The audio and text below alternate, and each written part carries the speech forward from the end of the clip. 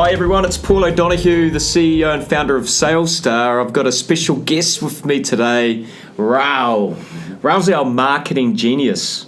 I call him SpongeBob Raoul. That's his affectionate name because Raoul started working for us as an intern, didn't you, Raoul? I did, yeah. So perhaps you might want to advise the audience maybe of your time at SalesStar, how you started and how you've become where you are today. Sure. Thanks for having me on, Paul. Really appreciate it. Oh, you're welcome. Yeah, so I started as an intern at SalesStar a couple of years ago now, 2.5 years ago. Just kind of helping out where I could and doing some running jobs for Paul and for Kat and helping out in client services. And the previous head of marketing at the time needed some help doing the social media and things like that, so I put my hand up for that. And ever since then, I fell in love with digital marketing.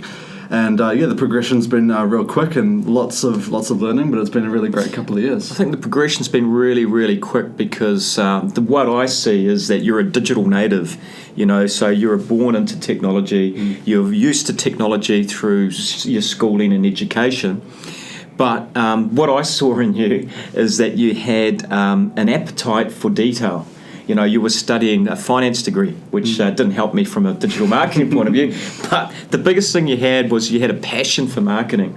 Yeah. Right. And I thought that was a really, really good combination. And Raoul's been very instrumental in taking SalesStar forward. You just need to look at the website and download some of those assets. And Raoul has been instrumental in putting those sales funnels together. So really the topic today is about sales funnels and how much sales has changed over the last 5 years. It's changed more than the last 5 years than over the last 50 years. And a big part of that is to do with how buyer behavior has changed. Yeah. Fundamentally, the internet has evened the playing field out there. And, it's given access for our buyers to have more information, more knowledge. More knowledge equals more power. So, our prospects out there often have more power and they have more knowledge than our own salespeople. Do you know why? Because they know a lot about your competitors. They know what your competitors are offering. They know the features, the benefits of our competitors. So they're very educated. Interesting fact is that buyers are 74% through their buying journey before they contact us. So when they ring us, they're kind of already 74% through their buying journey. They've decided what their problems are. They've decided who to consider as part of their providers. So it often, when they reach out to us, it can often be a competitive situation.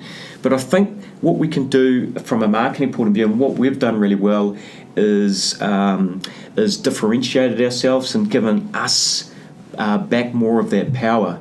And I think that's really about sharing thought leadership, really taking a different position in our market.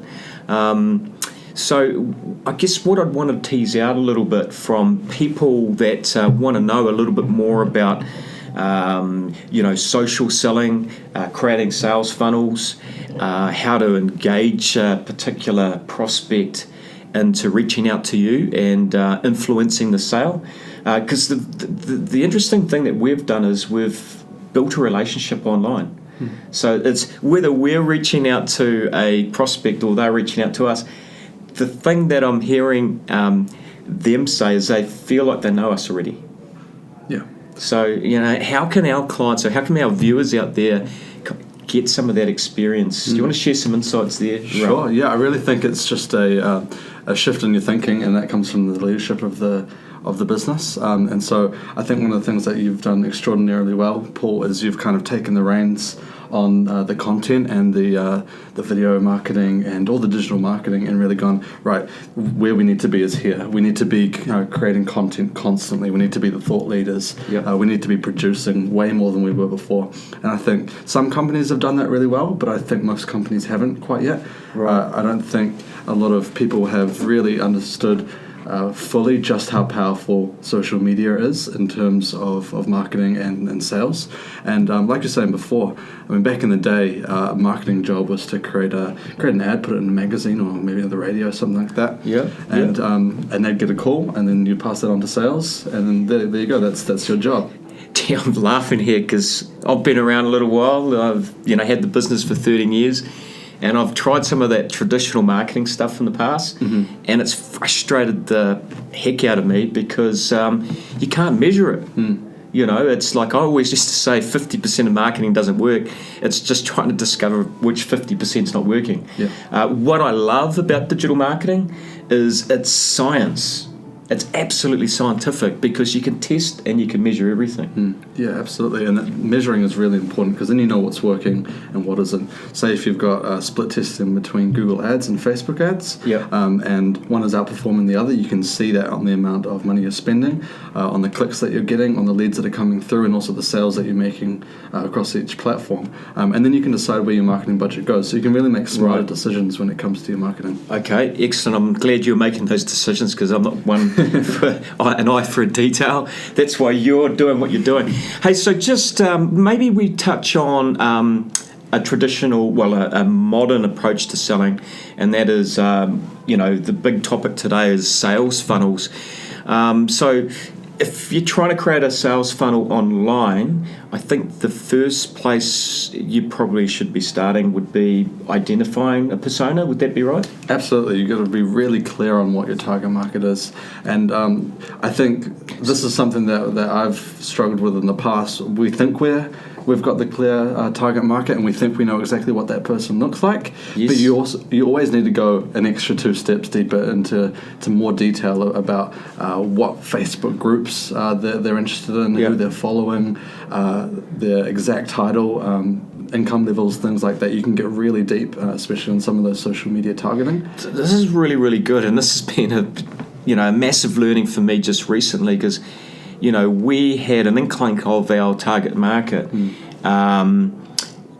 but you mentioned those 1 or 2 steps further, and the big learning for me was that you can actually drill down and put some science around really understanding who your target market is and the size of the target market. Do you want to maybe give us a bit of an overview on maybe some of that research and how you could do it? Yeah, sure. There's a bunch of different ways to do it. I think really deconstructing who you're going after and who the product is meant for, and who's going to get the most value out of the products. And also, you can the way that we've been doing it is we've used LinkedIn very well. So we can really go in there and figure out which messages resonate with which people the best, and then you can really construct your funnel around that research. So instead of just kind of putting ads out there and hoping for the best, you can get really detailed on who it's going to and who it's working for, and then you can start to build on top of that. So you might create your sales funnel that has a specific call to action, and it might be on a specific topic, but then you can start to add content on top of that is a little bit less salesy, not asking for as much, but really providing value and supporting the funnel. So it's the whole notion of give as get. Yes. So, give, and build a relationship, not expecting anything back. Yes, that's right. So you're producing content to give rather than to get. And then once you've established that trust and established yourself as a thought leader in that space, then you can start to ask. Okay, so once you get specific on the persona, your ideal target market, I think one of the advantages on doing that is we can start to talk about their pain points, their the goals and the objectives that they desire. So then we can start to tailor our message more specifically. Yeah, that's right. Talking about pain points is huge in marketing and sales. In Star Selling, one of our courses, we talk about pain and gain. It's the fundamental principle of our Star Selling course, and it applies to marketing as well.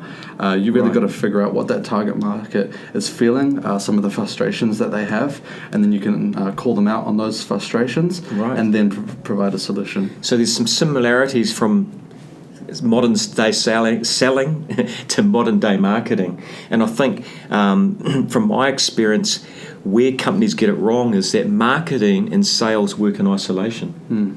There's a disconnect often. There's a disconnect. And that can't happen. It needs to be seamless. It needs to be one process. It's marketing, right? Marketing. I love that terminology. The buzzword. Yeah. So I have to be, as a marketer, I have to be across what sales are doing and how the leads are tracking for them. And sales have to have a good understanding of what the messages that we're putting out, so they know the types of conversations that they should be having with those people. Okay, so how do we attract our ideal target market online? How do we bring them through the funnel, and what are the phases of the funnel? So we touched on it before, and it's really getting clear on what the target market pains are. Yep. And then once we understand that, we can start to put together marketing assets that are going to talk to those pains and help alleviate some of them. Things that are working really well for us and for most companies right now is video content like podcasts, video blogs. You can even do things like ebooks and regular blogs that still work, and audio content as well. And really have a discussion around some of those pain points, providing value, ways to improve, tips, things like that, just so they can get really clear on yes, this is my problem and this is how I solve it. And then once you establish that trust, then you can start to ask for more details. Might be downloading a template or something like that, and then you can capture some of their details. So build credibility, build some trust, then have maybe a lead magnet or an asset that's high value enough that someone would give you their details. Yeah, for sure. You don't want to ask too soon. So that's like that's an attraction magnet, a lead generator. Mm-hmm. So once you've actually attracted a lead, then what's the best way to nurture them online? So at the moment we're talking about the top of the funnel, the tofu, and then once they start to submit some of their details and we get to know them, then they come down into the middle of the funnel, and that's where building excitement is really important. Right. So that's constantly communicating with them, touching base. In terms of marketing, it might be email marketing or Facebook remarketing, which is a really big one at the moment. That works very well and it's very cheap.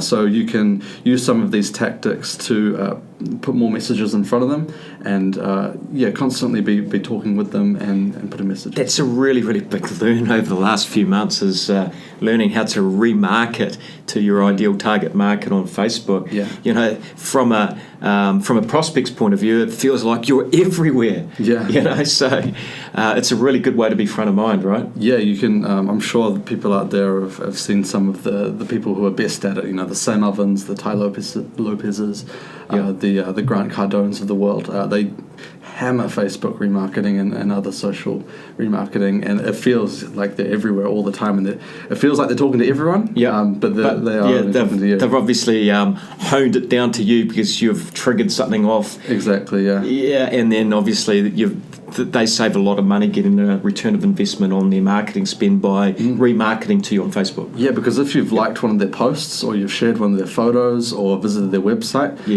that's a pretty clear indicator that you might have a bit of interest. Yes. And it's a really cheap way of putting more messages. So it might be inviting you to a community. It might be putting more of the similar content in front of them to establish that trust. And then later you know that they're going to ask for something. So do you think maybe our viewers, if they're viewing this podcast right now, they might be remarketed to at some point? There's a high possibility. High chance? Yeah. All right. Being a product of the product.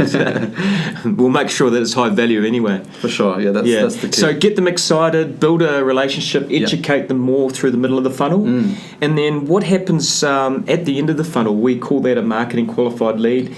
What triggers that off, and what are some ideas around that? Sure. So the more we learn about a prospect, the more we can figure out if they're the type of person that we want to be talking to, if they're target market. And if they're not, sure, they're going to stay in our database and we're going to still be talking to them. Right. But we can identify that there's someone that the sales team probably shouldn't talk to because that's going to be a waste of their time and resources. Yeah.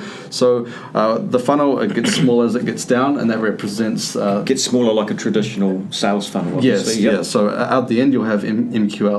And you might start with... marketing qualified leads. Yes. 100 coming on the top, and you might have 10 coming out the bottom. But those 10 are highly qualified. They know who you are. They want to talk to you. And by that point, then you can pass it off to sales. And sales are going to have a really good conversation with that prospect, and they're going to have a much higher chance of converting. You mentioned something that's very interesting, and this is, a lot of companies that are spending a huge amount of time and money on the front end, digital marketing, to me, are missing a big opportunity. They're not closing the loop. Yeah. In other words, they're relying so much on marketing, generating leads. They're waiting for the phone to ring. Yeah. But you just hit home on a very important point, is making sure you have a salesperson probably dedicated, like we have, which is an SDR, sales development rep, actually mining the opportunities, mining the MQLs, and being proactive. So they're not waiting for the phone to ring, but they're actually reaching out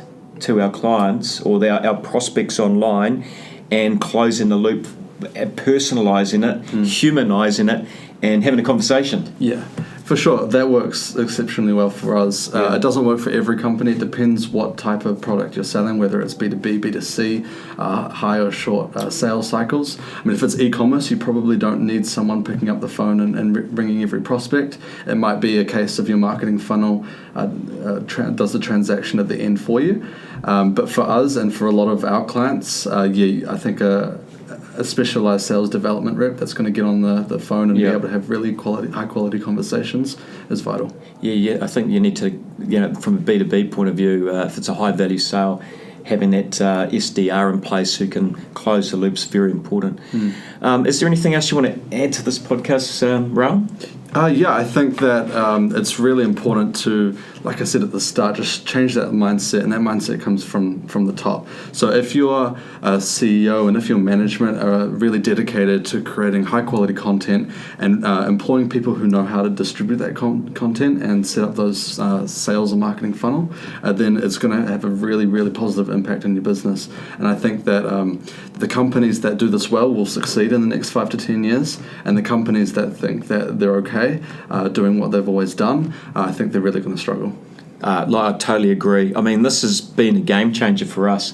I reflect back, I think it was 2 months ago, we had more leads in 1 month than we did for 2 years in the business. It rained leads on us. So, and that's a direct correlation of, having those leads to revenue in the business. So what you've done for SalesStar, what you're doing for SalesStar is the future. It's been incredible. So hopefully we've been able to pass on some gems of ideas to our audience. And if you want to really make it rain on sales, if you really want to drive leads, definitely consider social media marketing, digital marketing, sales 2.0, whatever you might want to call it. But keep up to date, keep with the program, folks, and get on to selling in the future. Ciao for now. See ya.